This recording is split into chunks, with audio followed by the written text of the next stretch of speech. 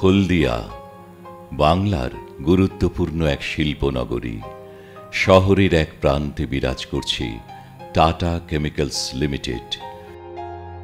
প্রতিদিন যেখানে পালিত হয় কর্মের উৎসব, শ্রম, গবেষণা, সহযোগিতা ও নিষ্ঠার সমন্বয়ে, যেখানে শৃঙ্খলা ও সুরক্ষার একটি সূত্রে গাঁথা হয় কর্মব্যস্ত দিনগুলি। বিপদ এখানে পদে পদে। সালফিউরিক ও ফসফেরিক অ্যাসিডের মতো বিপজ্জনক রাসায়নিক পদার্থ নিয়ে এখানকার কর্মীরা যেহেতু কাজ করছেন, তাই সুরক্ষার ধারণাটি এখানে মহার্ঘতম। তা কর্মীদের ব্যক্তিগত বা সমষ্টিগত সুরক্ষা অথবা যন্ত্রপাতি ও পরিবেশগত সুরক্ষা, যে কোনো বিষয়ই হোক না কেন। যত সমস্যাই আসুক, টাটা কেমিক্যালস সুরক্ষা ও নিরাপত্তার প্রশ্নে আপোষহীন। শিথিলতার বিরুদ্ধে প্রচেষ্টা এখানে নিরন্তর। তবু দুর্ঘটনার আশঙ্কা তো থেকেই যায়। Tata Chemicals accord the highest priority on safety. Today we are bringing down the injury rates from a level of 2.39 to a level of 0.48 TRIFR.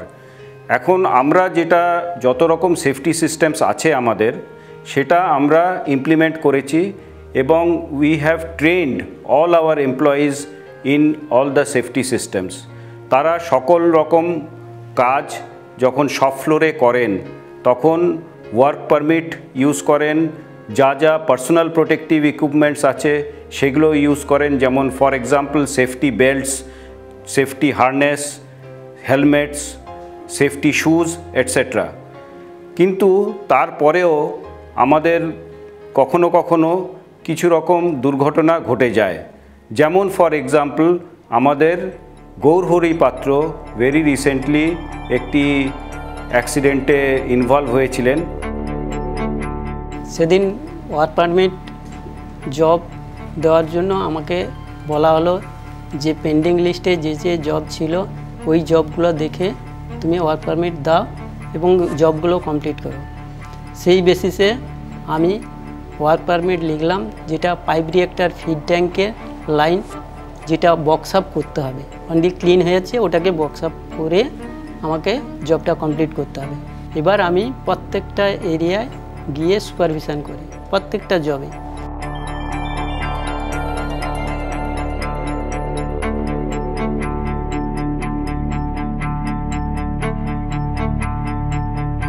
ঠিক এইটারও ক্ষেত্রে সুপারভিশনের জন্য আমি গিয়েছিলাম। ওই পাইপ রিয়েক্টার ফিড ট্যাঙ্কে যেখানে কাজ করছে ওরা প্রপারলি সেফটি মেনটেন করছে কিনা এবং জবটা কোথায় আটকে গেছে না কোথায় অসুবিধা পড়ছে, এই বেসিসে আমি সুপারভিশনের জন্য ওখানে গেলাম।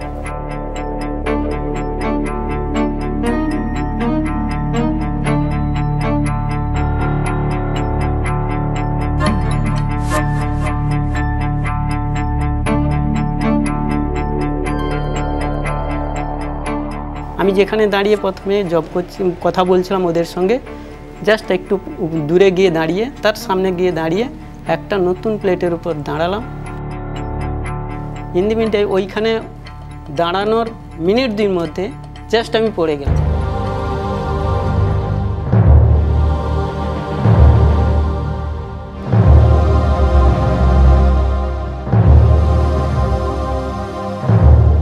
গৌরহরি পড়ে যাওয়ার পর তার আশেপাশে যে লোকেরা ছিল তাকে তুলে নিয়ে অ্যাম্বুলেন্সে করে অকুপেশনাল হেলথ সেন্টারে নিয়ে যায় এবং সেখানে উনি ওনার কোমরের কাছে একটু মাইল্ড পেন বলেছিলেন। তো সেই ব্যাপারে ওনাকে কিছু স্প্রে দেওয়া হয়, ইমিডিয়েট ফার্স্ট এড ট্রিটমেন্ট করা হয় এবং তারপরে লোকাল নার্সিং হোমে নিয়ে গিয়ে ওনার একটা এক্সরে নেওয়া হয়। और वहाँ के डॉक्टर ने कहा एक हेयरलाइन फ्रैक्चर है। हम वहाँ भी घबरा गए, लेकिन डॉक्टर ने कहा हमें घबराने की ज़रूरत नहीं है, कुछ ही दिनों में वो फिर से चल फिर सकेंगे।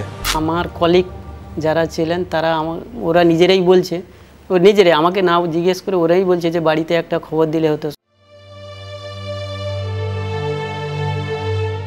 তখন তো মানে আমার ভয়ে মানে বুক দুরু দুরু করছে একদম, কি অবস্থা, কেন এরকম হলো।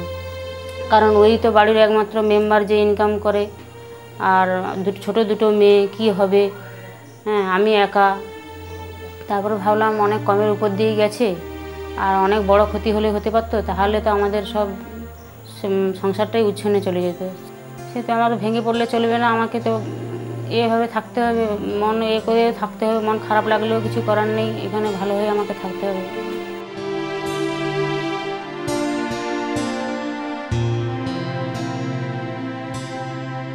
হয়তো এটা আমাদের সবার জন্য একটা ওয়েক আপ কল যে উই ক্যানট ইগনোর আমাদের সাইট কন্ডিশনস, আমাদের হেলথ অফ স্ট্রাকচারস কী হচ্ছে, এবং আমাদের সবসময় যেন যখন প্ল্যান্টে আমরা ঘোরাঘুরি করছি, কাজ করছি, আমাদের সতর্কতা যেন একদম আটমোস্ট প্রায়োরিটিতে থাকে। সব কিছুই আমরা সতর্কভাবে করি। নিজের আশেপাশে কোথায় দাঁড়িয়ে আছি, কোন সিঁড়িতে পা দিচ্ছি, এটা যেন আমরা দেখে করি। যারা সেই প্ল্যান্টে কাজ করছেন রেগুলারলি, ওনারা যেন এই দিকে নজর রাখেন যে কোনো আনসেফ জিনিস তো আমরা অবহেলা করছি না, উপেক্ষা করছি না। কেননা আজকে যেটা মনে হচ্ছে যে না ঠিক আছে কিছু হবে না, সেটা কোন দিন ভেঙে পড়বে বা কোন দিন সেই নিয়ে একটা মেজর কিছু অ্যাক্সিডেন্ট হয়ে যাবে, সেটা কেউ প্রেডিক্ট করতে পারে না। সেই জন্য আমি সবাইকে বলবো একটা কথা, এবং আমারও শিক্ষা পাওয়া উচিত যে কোনো জায়গায় যখনই জব করতে যাই না কেন, প্রথমে আমাকে দেখতে হবে, ইন্সপেকশান করতে হবে যে হ্যাঁ আমি এটা আগে দেখি, তারপরে একটা পা দেবো।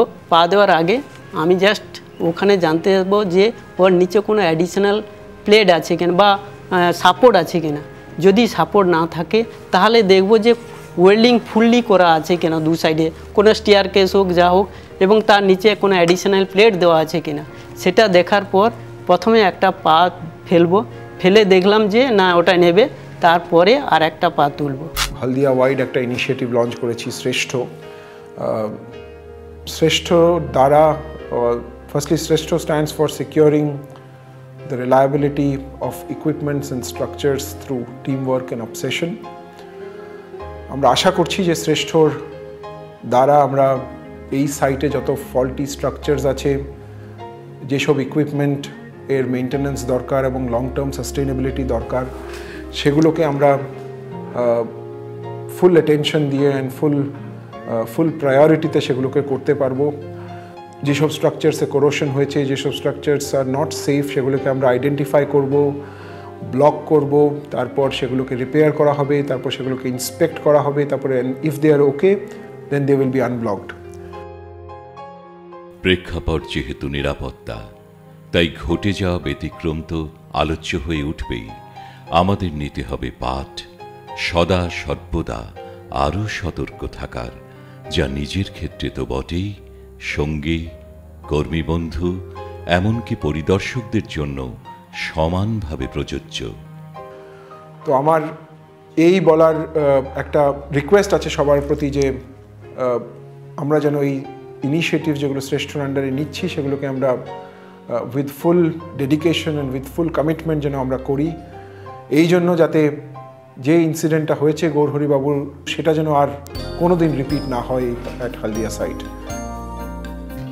টাটা কেমিক্যালস লিমিটেডের চালিকা শক্তি হল তার সুদক্ষ কর্মী দলের মধ্যে পারস্পরিক বিশ্বাস, বোঝাপড়া ও আদান প্রদানের এক আশ্চর্য সমন্বয়।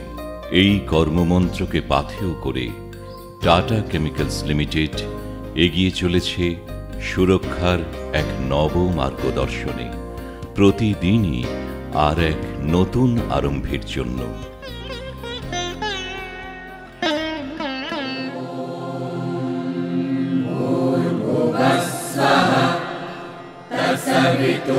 तत्सवितुर्वरेण्यम्